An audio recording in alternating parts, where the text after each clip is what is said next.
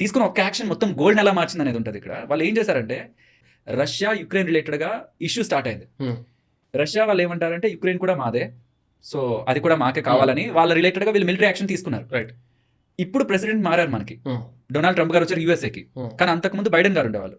అప్పుడు వాళ్ళు Ukraine support చేశారు. తనొకటే యుఎస్ ఒకటే కాదు, G7 నేషన్స్ అన్ని కూడా యుక్రెయిన్ సపోర్ట్ చేశారు. Right. వాళ్ళు ఏం చేశారంటే రష్యాని ప్రెషర్ చేయడానికి $300 బిలియన్ రష్యాకి సంబంధించిన డాలర్స్ ని బాండ్స్ ని ఫ్రీజ్ చేశారు.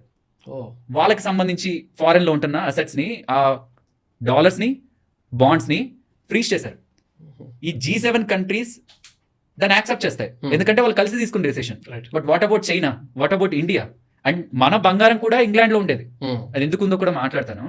బట్ ఎప్పుడైతే ఇది జరిగిందో ఈ G7 కంట్రీస్, ఆ యూఎస్ఏకి అంతా బాగానే ఉంటున్నా, రెస్ట్ ఆఫ్ ద వరల్డ్ కి ఏమనిపిస్తుంది అంటే ఇప్పుడు రేపు పొద్దున మా డబ్బుల్ని ఈ డాలర్స్ లో పెట్టుకున్నా, బాండ్స్ లో పెట్టుకున్నా, ఏదో ఒక రోజు మనం ఈ వెస్ట్రన్ వరల్డ్ కానీ మనం యాక్సెప్టెడ్ గా పరైనా చేయకపోతే మంది ఫ్రీజ్ చేస్తారు.